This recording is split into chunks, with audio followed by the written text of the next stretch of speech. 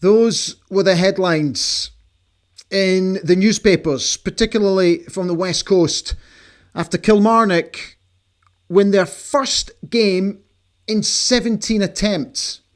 And let's be honest, we absolutely handed it to them on a plate. It was nothing short of shocking. Thankfully, teams in and around us were not able to capitalise on what was a disgraceful performance at Rugby Park, and it means that we stay 7th in the Scottish Premiership table. And up next, we face Celtic at Pittodrie and then Motherwell on Saturday in the Scottish Cup. Hi everybody, how are you doing? A very warm welcome to Ali Beg ABTV this Monday night. Thank you so much for being with us. Sorry we couldn't be with you last night. The reason that we're with you today is because Andrew Budge and I have spoken this morning.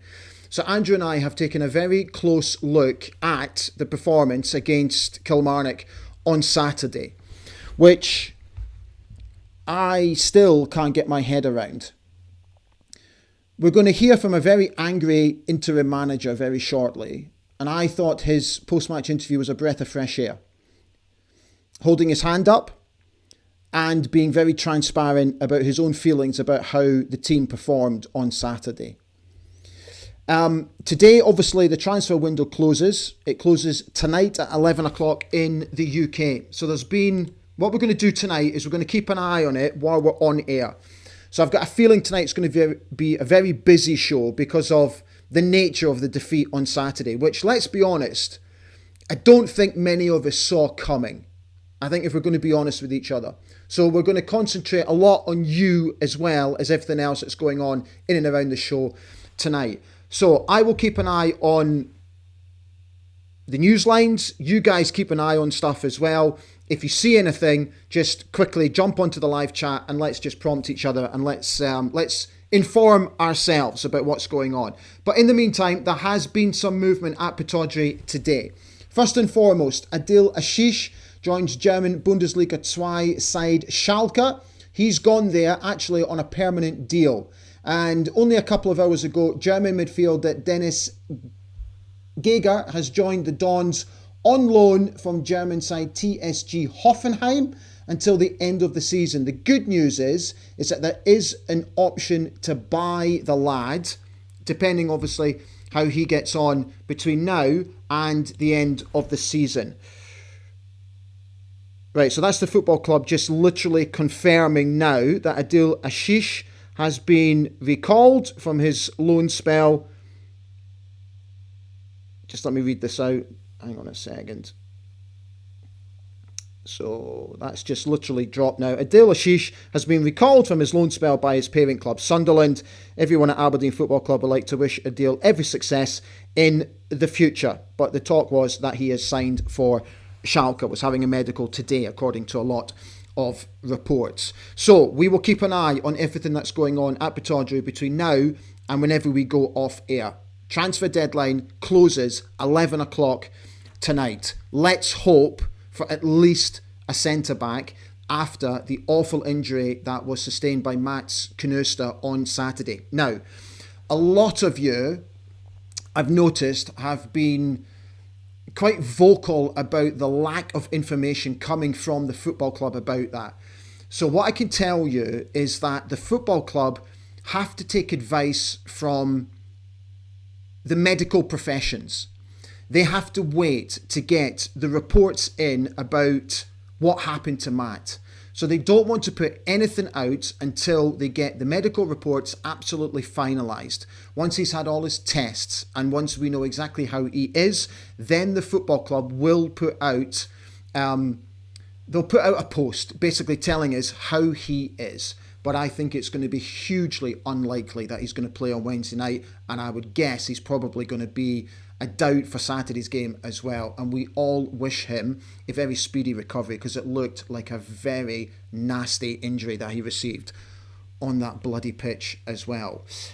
So let's now talk about Saturday. First and foremost, let's remind ourselves that the manager just made the one change to the team that beat Livingston, and that was Liam Morrison came in for the suspended Jack Milne.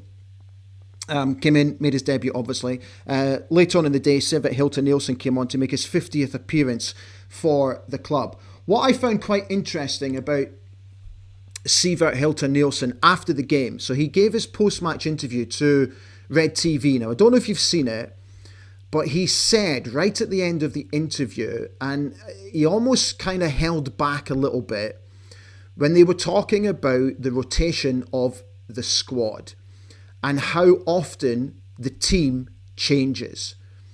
He said that they spoke about it during the pre-match meal. Then it looked like he wanted to say something else, but he kind of held back, which makes me think that the number of changes that have been made to the side over a number of weeks, where on average we're making 4 to 5 changes every single game, is quite simply, it looks like it's troubling the players. And Sivert Hilton-Nielsen said that there needs to be more consistency when it comes to a settled side. So I thought that was really interesting what he said. Here's your match stats after Saturday's game. So the home side enjoyed 54.9% of possession to our 45.1. They actually had 19 shots in total to our 8, so twice as much as we did. They had 9 shots on target to our 4. So again, double what we achieved. 37 touches inside the box to our 19. And in total, they made 449 passes to our 379. Just before we move on, just let me quickly remind you at this juncture that Ali Beg ABTV is brought to you and supported by Saltire Energy, the global market leader in specialist drilling equipment rental. They also offer torquing, testing, refurbishment and welding services as well. So if any of those services are of interest to you in the oil and gas industry, feel free to get in touch with Saltire or come to me and I will put you in touch with them. So let's get the thoughts of the manager out of the way first. Then I'll get you guys on and then we'll bring on Andrew Budge. But here is a very disgruntled Peter Leven. That's not the sort of result you were looking for when you came down here today? No, furious, angry. We got bullied all over the pitch today, and that's one thing that we said all week coming here. They're fighting for their lives, but they want every battle, every first and second ball, so no, I'm fuming. What was the main problem? Their desire, they wanted it more, and that hurts me. For the travelling support today was amazing. It's probably one of the biggest I've seen it here, and I can't stand for that. We need to match the effort and more, and then bring your quality after that. But first and foremost, you've got to be in a fight, and it's so frustrating watching our players sometimes. And I said to them in there, it's as if I've got my man. If somebody else scores, it's all right. No, but we're a team. We've got to help each other out, and I never seen that today. Were there occasions as well when you had the ball deep defensively and you were being pressed, but there was a lack of players coming to offer as an option? Yeah, it's. I've seen a lot of things today that weren't good enough. People not wanting the ball, people running away for the ball, people not getting challenges, people not matching runs. Listen, the Shannon one, I'll take that one. I should have took him off at half time, but I just thought with a wee bit of momentum just at the end of the first half, I thought we'll give it 10 minutes, but then obviously it kind of bit us in the bum, that one. But so I'll take that one. I should have done it at half time. The loss of Mats Knuster didn't help things either. How's he? I don't know yet. I don't know if he's awake. I think he's awake, yeah. But it looked a nasty one. So listen, I hope he's well. We'll go and see him soon. And what about lifting the players? It's a big game against Celtic again next on Wednesday. Yeah, that's what's been a problem this season, consistency. It's not been good enough, but that is unacceptable today. Thanks very much, Peter. Yes, thank you. Quite obviously, absolutely fuming, and so he should be. Right, let's just have a quick check, see if there's any updates while we're on. No, nothing as yet. So we'll just keep an eye on things as we're going on tonight. Right, let's start getting you guys on. Delighted to see so many of you on tonight. Thank you so much. Nearly 250 of you on tonight. Absolutely brilliant. Thank you. So Richard came on and said, good evening, Ali. Absolutely utter blah. There was a chance that we could pull this off. What's that, mate? Evening all absolutely utter blah. Is there a chance we pull this off? Let's see, mate. Let's see. Liam Miller is here. He's saying, will the show go over the deadline? No, mate, because it's, for me, that's past midnight. It's a wee bit late for me. Got to get up early to get the kids off to school as well in the morning. So, no, we won't be going all the way through to midnight tonight for me, or 11 o'clock for the UK time. Martin Smith, holy moly, outthought by two sports scene pundits. Knew we'd try to play out from the back, to put two up top, to press us along with the midfield attacking. Our passes forward should have gone long. David's here, David Sherritt. Hi David, how you doing? Lovely to see you, fella. We'll be hearing from David very shortly. Cameron Young is here. Hello Ali, we were an absolute shambles on Saturday. Stupid from Shinzer going in for a challenge when he was on a yellow. I think our thoughts should be with Mats. Hopefully more deals coming in. Richard Mickey McMillan came back to say we need defenders. Kaiser says, does anyone even care at this stage? It's deadline day and our squad is as dead as Old Cove Rangers. Oh, mate. Gordon Keith says, good evening all. Poor performance on Saturday. We have to get it sorted soon, as we probably deserve to be in the bottom six to get a manager in and start a fresh building for next season. David Horn says, good evening everybody. Another shocking display on Saturday. We are seriously short of centre-backs now. We need them in sharpish. Al Hay says, such a demoralising defeat after the false dawn against Livingston. Levine, naive over Shinnie, should have been subbed, keeper a bomb scare, and we can't defend. Kaiser came back to say, none of the starting 11 that started on Saturday should start against Celtic. That I do know. Mate, I got to be honest, there weren't many pass marks, if any, on Saturday. But yeah, we're going to do a preview show tomorrow night. I'm going to try and predict the team as well. But I'm going to chuck the new boys in. I really am. I'm chucking them in. I've got the player stats for you from the game as well on Saturday, which does not make for good reading at all. I think there has to be wholesale changes for Wednesday. Andrew Budge and I actually discuss it, and I pose him the question, what's more important, Wednesday or Saturday? For me, Saturday's far more important.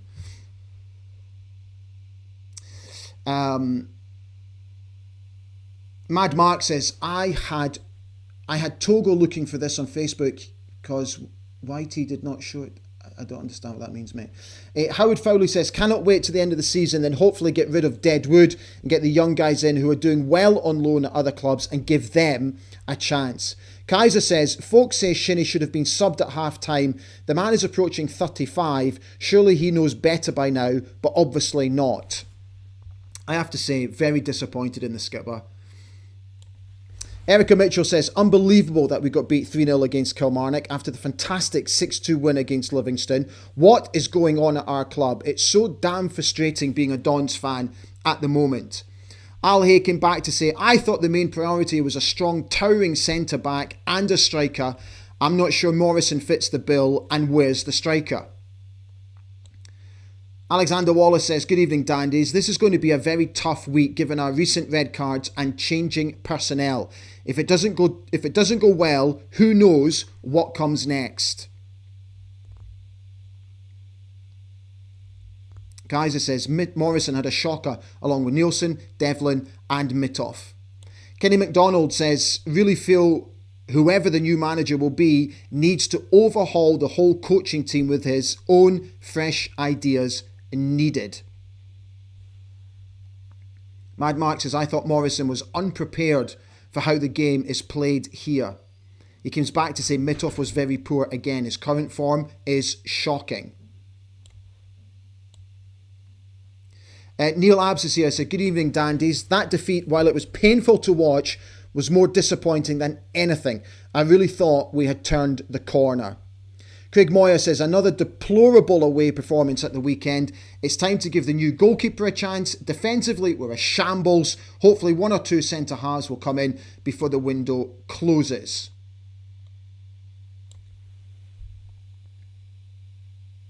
Graham Gibbs says, Derek Ray saying announcement on the new manager is very soon.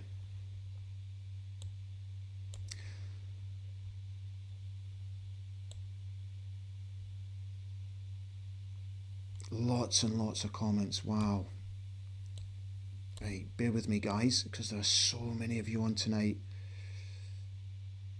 Ryan Ellington is on, wishing you a good evening. No words. Washed, rinsed and repeated over and over again. Hope the new signings will make a big impact. John Grant is here. Really fear for Wednesday. From the start on Saturday, Mittoff was jittery and put the pressure on the defence's confidence. I discuss exactly that, mate, with Andrew. We never got stuck in and we were never comfortable at all. Ewan Sutherland said, I have a hunch that the new manager is chosen, but they don't want him in the dugout until after the next 2 matches. Losing the cup in your first match would not be a good look. I was looking at the fixtures, our next 4 games. Oh my God. Dundee United, Motherwell, Celtic, they're all thrown in there. All very, very difficult games. And if a new manager gets appointed soon, he's facing one hell of a task in those opening games. Oh my God. Barry's here. How are we doing, Barry? What a total disaster on Saturday. I think we can clearly see now that JT wasn't totally at fault. My feeling is the new manager, he's got a massive job and he also thinks he's German. I have a feeling about that as well, Barry. Martin Smith said, it's seriously bad when one of your more experienced players says we practiced defending these crosses in training and couldn't get it right. No wonder we were pathetic and embarrassing. Scott Bowie says, well, what can you say? We've shipped 5 goals in the last 2 games to the bottom 2. Let that sink in, he says. Also, Mittoff has to be catching the corner. He was under no pressure at all. Right, you have set that up perfectly for us, Scott. So, I'm going to get Andrew on now because we discuss in depth and we've got some examples for you just how utterly woeful it really was on Saturday and how badly we started the game. So, Andrew and I discuss it. I will see you on the other side. This is about 12 minutes long, but I hope you enjoy it. Welcome back to the show, Andrew Budge. Hi Andrew, it's really good to see you as always. Thank you for taking the time to jump on. Mate, I've got to be honest, I don't know really where we should start with this. What I will say, and I'm going to use quite a strong word here, I thought that performance was shameful on Saturday. Yeah, completely agree. I went into the game thinking we were going to win it. After the performance last week, I know it was Livingston who are on a really bad run, but again, we're playing another team that was on a bad run of form, so I thought we'd go in with the same sort of momentum and sort of intensity of performance and just positivity. And yeah, I just didn't see that coming. Shameful is a good word. You kind of run out of adjectives to describe some of the performances we're seeing in the past months, 18 months. Yeah, just really shameful. I think they had no wins since October and just completely played us off the park. I think we were second best from the outset. I think even the first sort of 10 minutes, you could see that result was on the cards, to be honest. It was really alarming. They missed an open goal within about 5 minutes. But we'll come on to later on. I just think we were so passive. I think the football we were playing at times was just totally brainless. I don't know what we were looking to achieve. And yeah, I just hope we can make some quick improvements or maybe get some new bodies in today or a new manager in because something needs to change because that can't continue.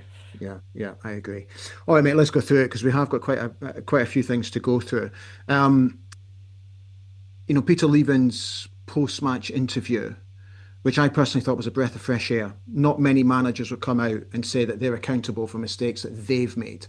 So I thought that was really interesting. But I also really appreciated his transparency as well.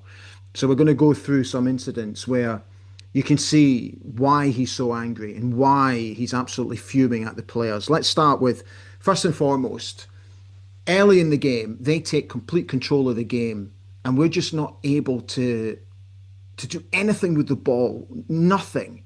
And I'm so shocked we started that way. Take us through the first incident that you're going to talk to us about.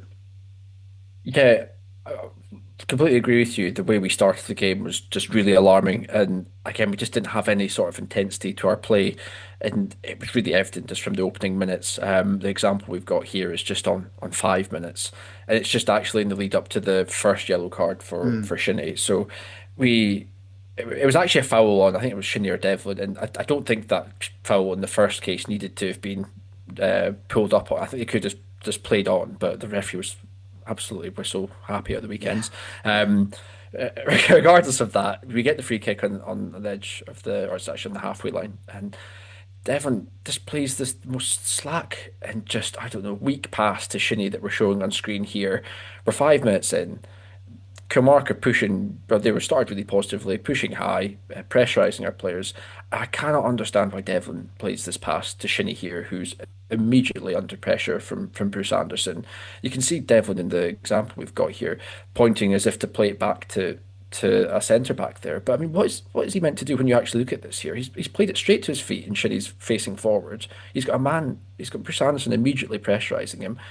If he turns around, he'll immediately get tackled, which is what happens. Mm. And I just think like it's absolutely brainless football. I cannot understand what we're looking to do here. It's two experienced pros, both Scotland internationals, or Machine, sorry, not, but like Devlin at Scotland international. Why is he playing that ball backwards with no pace on the ball, no energy? Just play the ball forward and just try and get some positivity in our game from the outset. Do not throw your own players under the bus like he's just done here. We moved to the sort of next screenshot for it, and we saw what happened. Shinnie gets dispossessed. He's robbed of the ball. It's an unfortunate one. I think Bruce Anderson kind of initiates the contact a little bit by cutting across him, but I mean, it's Mm. going to be a yellow card all day long. And it was just, that was exactly how we started the game. It was just so aimless, such brainless football. I cannot understand what we're trying to achieve here. It just set us off on the wrong foot. I said pretty quickly we Kilmarnock squandered a really good chance. We have Shinnie on a yellow card, and yeah, I think he probably should have been taken off at half time. I think he had the second foul just not too long after this, and it felt like he was walking a tightrope. Yeah. But I actually feel for Peter Leven as well because I mean he maybe could have put Kjartansson on, but Shinnie's one of our more experienced players, and he's one of the few that actually has a bit of energy and I don't know, just guts about him. I think a lot of the players out there just really approach the game with sort of no intent, no intensity. So I can at the same time see why Shinnie was kept on. Uh, I don't want to be too harsh on Shinnie as well. I don't think it's hugely his fault for the first example we showed there, but I mean for the lead up for the second goal, it's another one where we're talking about just playing such slack passes with just no intensity. There's no sort of forward thought. The ball falls to him in the middle of the pitch there, and it's just a sort of half-hearted flick with his left boot. I think just clear your lines. Yeah. Like you're already 1-0 down. We've made a really bad start. Let's just get up the pitch. And his pass is really easily intercepted by Dominic Thompson, the fullback. It's one pass into Anderson. It wasn't into Anderson, but one pass into the striker who could lay it off. And the back four, I think if you look at the back four in the example here, they're just not set at all to lose the ball, where no one's ready to react to the ball being lost. And it's just, yeah, really, really aimless football. I cannot understand what we were looking to achieve in that opening 45, and I just found it really alarming, to be honest. Mm.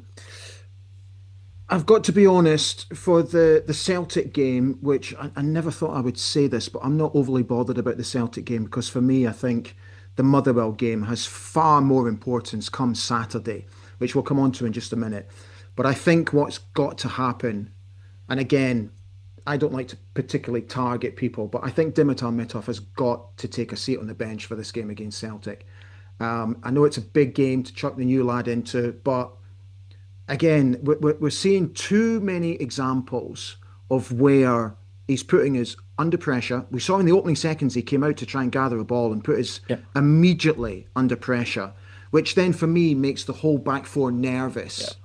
And we've got examples here of why he's he's just not commanding his area. Yeah, I completely agree, and I think that's a really good point you made there within the opening minutes where he just doesn't sort of read it properly. He doesn't read the situation. I don't think his starting position was right. I think he Yeah, just needs to be another couple of yards further forward and he yeah, can kind of collect that ball pretty easily. But he's too, I think he's quite often too rooted maybe within his own penalty sort of spot. I think he should be further forward a lot of the time, especially for teams like this are going to play balls over the top. I just think he needs to be a lot more proactive. yeah, But what we're sort of focusing on in this example is just the lead up to the first goal. And I mean, I think the corner that comes in, I think it really should be claimed, to be honest. We show in the graphic here, he's not got really anyone challenging him. I can sympathise sometimes when you get a bunch of opposition players sort of marked or directly sat on the goalkeeper and they make it really difficult for them to make a first contact or line, but he's not really challenged here at all and elects to punch the ball. I don't think it's a terrible punch that he actually does. It gets some good distance on it, but I think you just need your goalkeeper here to be taking the pressure off the back four. We said we started poorly. Little things like that can just get the team with a bit more confidence. yeah. I just get the ball forward and just relieve pressure on the whole team. I just don't think was the option there. We move on to the next sort of graphic, and what I want to sort of highlight here is Stuart Armstrong. Again, a really experienced pro, Scotland international. You can very quickly see when the ball drops for the second phase of this set play here that it's only Bilalovic who's out, and it's a 2v1 because there's Thompson there on the ball, and then they've got their set piece taker from the corner. Surely someone has to pick their head up here and say, right, there's a 2v1 there. It's very obvious what they're going to do. They're going to play it to whoever is unmarked, and they're going to throw the ball straight back into the box, which is exactly what they did. I don't know how Armstrong here doesn't just have the sense or the awareness or just, I don't know, the accountability to chase after this ball. Because when we go on to the final sort of graphic, this is when they're just about to swing the cross in from the second phase of the set play. And it's those hard yards that people honestly aren't running. Like it's closing down a man. It's like having accountability. It's closing down the cross, making sure they can't get that second phase straight into the box where, again, we're not doing a great job of marking. But I think these things can be cut out really easily by just closing down your man, picking your head up and just taking ownership. And it's just really sad to see that the players aren't doing that. I think I said at the weekend, it's like football can be a really simple game and we make it look inexplicably difficult, to be honest. And it's just these really simple things that we're not doing, which is just so alarming. Right, mate. So Wednesday night, Celtic. As I mentioned earlier, I can't help but think that just get this one out of the way, really. Just go down, do whatever you can, maybe give some of the new lads some minutes, just to sort of blood them in, let's say. Because Saturday for me is far more important. And what I'm really worried about is that we're going to come up against a team who are flying in the Scottish Premiership, who are playing really good football. And we've got to do our best to retain this trophy. So where do you sit with it? Is Saturday more important than Wednesday? It's a really difficult one, to be honest. I hate the idea of just like throwing a game. I don't think that would be Oh, no, no, no, acceptable. no, not Not suggesting you're that. not you're suggesting that. Not you're suggesting that. But I still think we've got to go. It's not like this Celtic team is actually really that great. To be No, I honest, I agree. feel I like they still agree. look very vulnerable at times, and I think they can be got at. But we just need such a dramatic improvement in performances. And the crazy thing is, I just honestly don't even know how we're going to play. Like, I have no idea between performances right now. I thought Livingston was positive. I thought Wraith was not too bad. And then Saturday was a complete shocker. So, yeah, I do agree with you that I think the cup tie is bigger because I think it's a better opportunity to put in a good, especially being at home. But yeah, I do kind of dread the fixture, and it's just a shame because, as we said before, the sort of in the preview show, this was an opportunity to sort of get back into or push, capitalize on maybe opponents dropping points, which did Which they happen. did. We saw Hibs, Yeah, Hibs did drop points, and Dundee I United thought that. lost.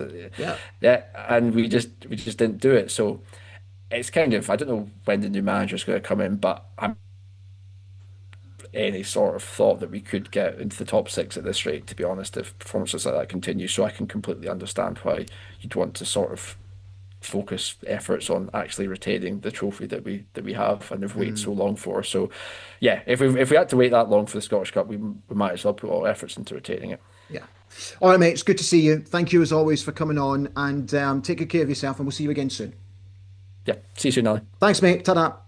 Bye. Andrew, thank you as always. Right, let's have a look at some individual player stats from the game. So as we mentioned there, Stuart Armstrong had the most dribbles of any player in the match. Just 2. He only won 38% of his ground duels, 3 from 8. Debutant Liam Morrison won 80% of his aerial duels, 4 from 5, and 50% of his ground duels, 2 from 4. He completed 31 of 35 passes, which equates to 89%. Lyle Cameron had a 79% accurate pass rate, 27 from 34, but only a 40% accurate long ball pass rate, 2 from 5. And during his time on the pitch, which was 45 minutes, Toyosi Ulasanya was the most fouled player. Right, I hope you enjoyed that chat with Andrew. I hope it made sense. Right, let's get back to some more of your comments before we move on.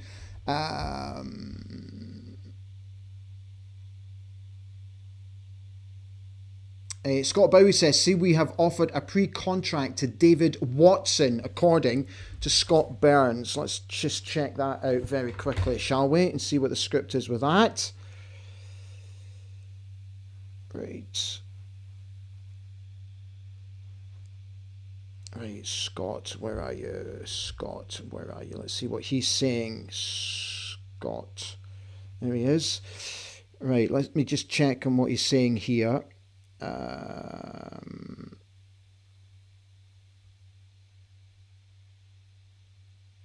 Where is he? Okay. Yeah, so about an hour ago, he exclusively reported that Aberdeen have made a pre-contract offer for Kilmarnock star David Watson. Okay, we'll keep an eye on that one. John Kylo says, where are all the signed shinny for another boys tonight? Barry's asking if there's any news on Knussers. That's what we spoke about earlier, Barry. A lot of you are wishing him a very speedy recovery.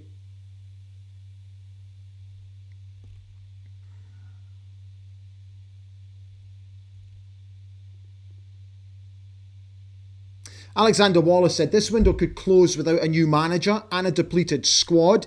It's Lutz going to take the fall if there's no improvement. Does anyone have a master plan, or is it much of the same? Bob Duff. Hi, Bob. How are you doing? So he's just confirming that Derek Ray was on Premier Sports, and he says 0 chance of it being Robinson. It's a German. So Kaiser, I hope that cleared up what I said earlier on about making sure that they get the medical reports first before they post about what's happened to Mats Knuster. John Grant said it's good getting players in, but I reckon they will need time to get match fitness. Still raging, as we had the chance to get right out of the relegation dogfight, but now Killy only 11 points behind. Craig Moyer says we should rename our club as Abalone FC. Oh dear. Mad Mark says teams around us don't capitalise, but we keep shooting ourselves in the foot.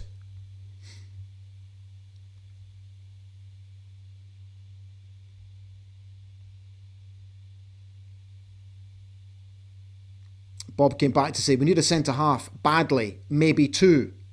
Philip Palmer said it's all been said before. No fight, no team spirit, too many downs, not enough ups, but still, stand free. Bob says, absolutely, Graham Shinnie should be away this summer, tonight preferably.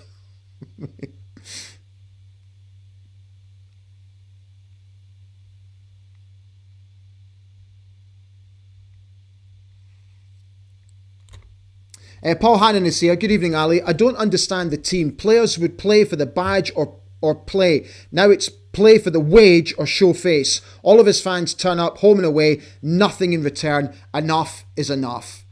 Talik McAllen says, Adil was a decent player, but he was never going to be a red. But defence is a shambles. Address that as well. But glad we are addressing the midfield. Yeah, did I not say that? That Max can't play, concussion protocol? I said that he was a massive doubt, Bob, for Wednesday, and doubt that I would play on Saturdays. Did I not say that, fella?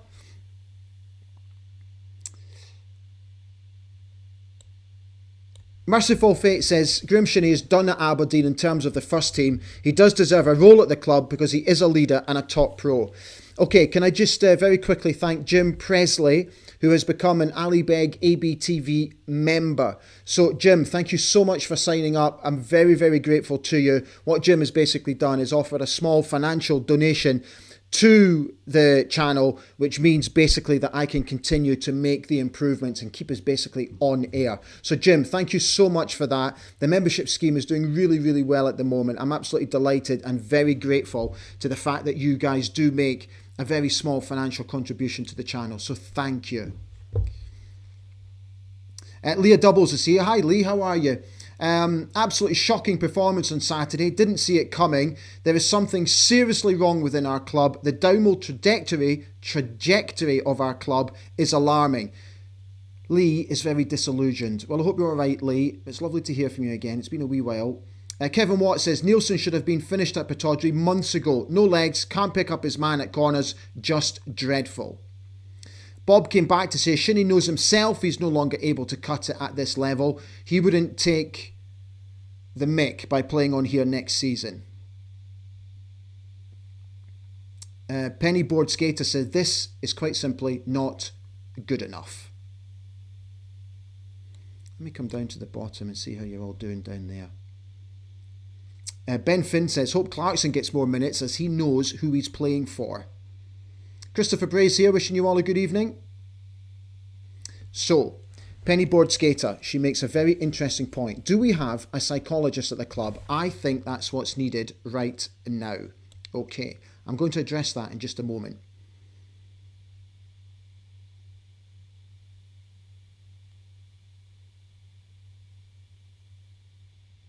There was a comment that I was looking for. Where has it gone? Where's it gone? The Galaglass says Mitov should sit down and watch videos of Joe Lewis taking cross balls and this latest trend of punching the ball out. No, catch it, take the pressure off. Oh, mate, honestly, why can't goalkeepers just catch the ball these days? It's absolutely unbelievable. Merciful Fate says we absolutely need a shot of youth, pace and energy and way more aggression.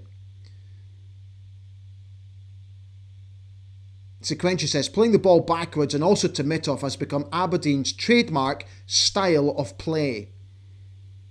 Alan George says, I don't know what's going on with Devlin. He used to be Mr. Dependable. This season, he's been all over the place.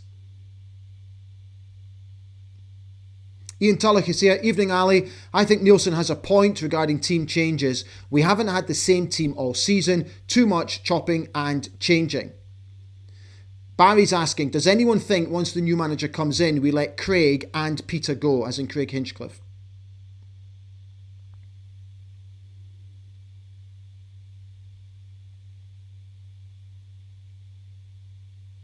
God, Bob, I hope that's not true, mate. Heard Morrison picked up an injury, so we could be looking at a Devlin-Nielsen combo on Wednesday night. Oh my God, mate, seriously?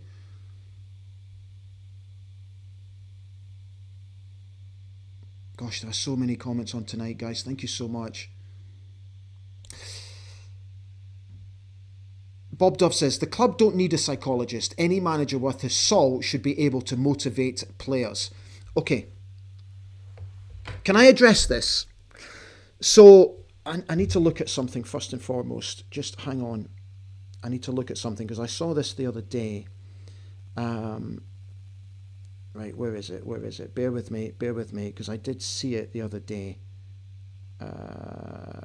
Right. Okay.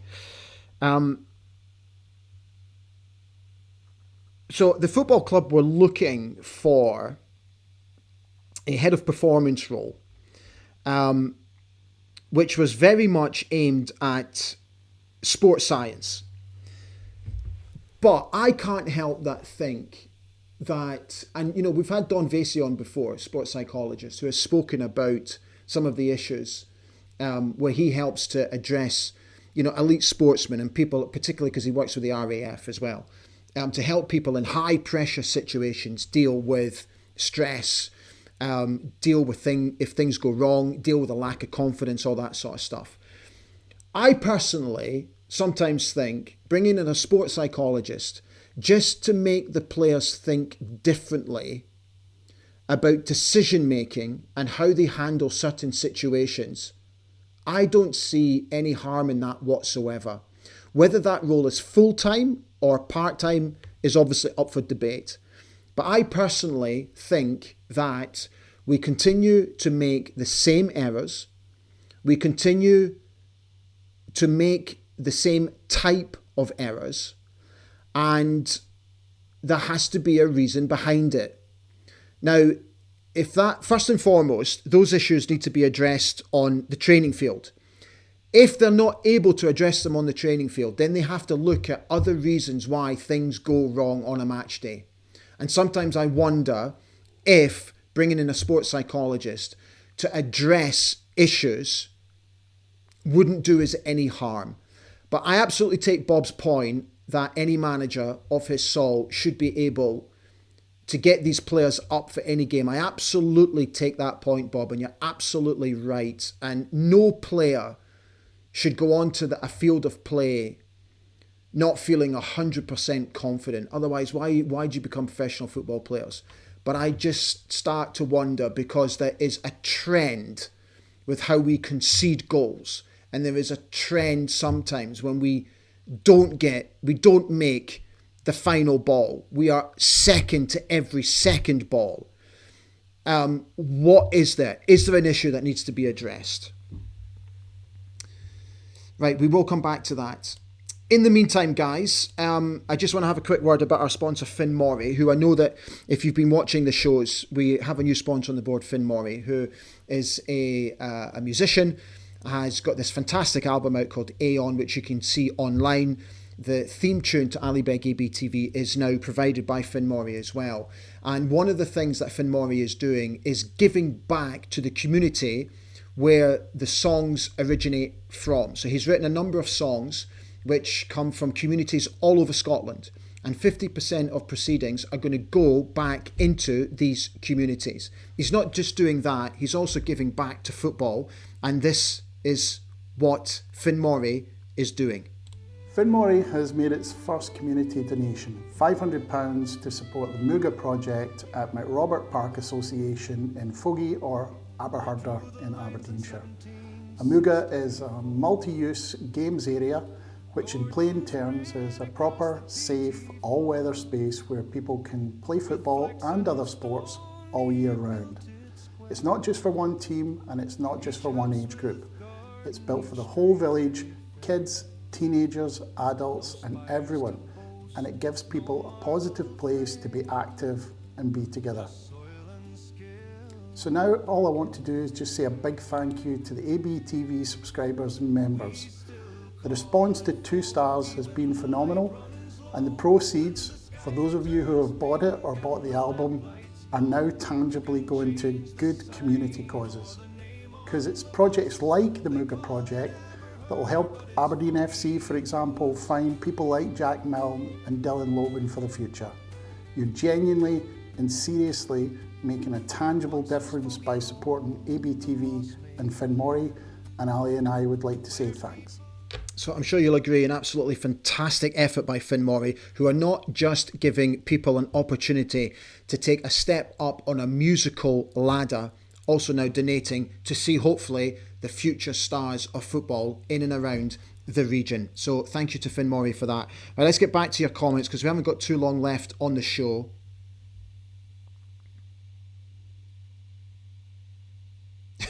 Graham Gibbs says, psychologists at 5 o'clock on Saturday, I was looking for the Samaritans. C. Gardner says, Finn Morrie's song for your ABTV is absolutely fantastic. Finn kindly sent it on to me last week. Onwards and upwards, Finn. Good luck, fella.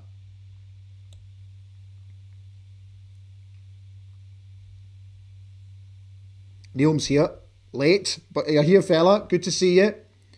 As is Kirstine. How are you, Kirstine? Hope you're okay. Mad Mark says, honestly, if a person is unable to motivate themselves to do their best, then they are in the wrong place and a psychologist is just a plaster on a gaping wound. That's actually a very interesting point. Christopher Bray says, the players have totally lost the plot. What an embarrassment to the city. John Kylo says, we need a hypnotist, not a psychologist. Oh, God.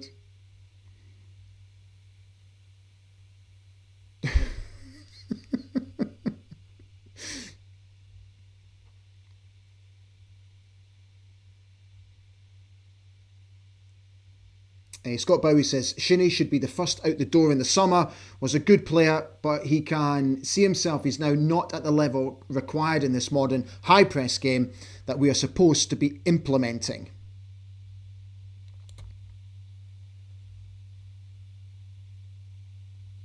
Kenny Salvin says, quite simply, let's get stuck into Celtic. God, absolutely we have to get stuck into Celtic. Right, guys, just before we go, just let me gently remind you that Ali Beg AB TV is also brought to you by Quipco International, who service the oil and gas industry. Manufacturing and repair services and products based in Abu Dhabi. There is their website. So if you need anything manufacturing, repaired or serviced, please get in touch with Quipco or come to me and then I'll put you in touch with them direct.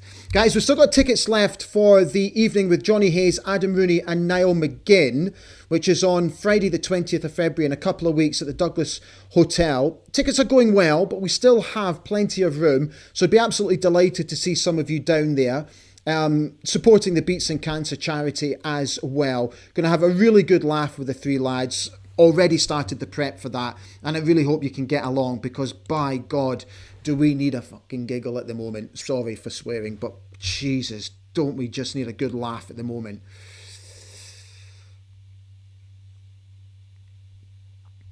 Right, guys, I think we are just, oh my God, we've done nearly 50 minutes, right? I think I'm going to call it a night. Yeah, I am. Right, guys, so we're going to be back tomorrow with a preview of the Celtic game. So I really hope you can be with me again. Thank you so much for watching tonight. We had lots and lots of on. Thank you so much for all your comments. Don't forget to like, and also if you've enjoyed tonight's show and you haven't already subscribed, please consider subscribing to the channel, because we are getting bigger. And that has been reflected in the amount of subscribers that we've recently taken on, and also with the members, but more importantly with the viewing figures. The viewing figures at the moment are absolutely fantastic, and that's down to you. So thank you so much. Guys, I'll see you tomorrow night. Try and have a good evening. Take good care of yourselves. Stand free.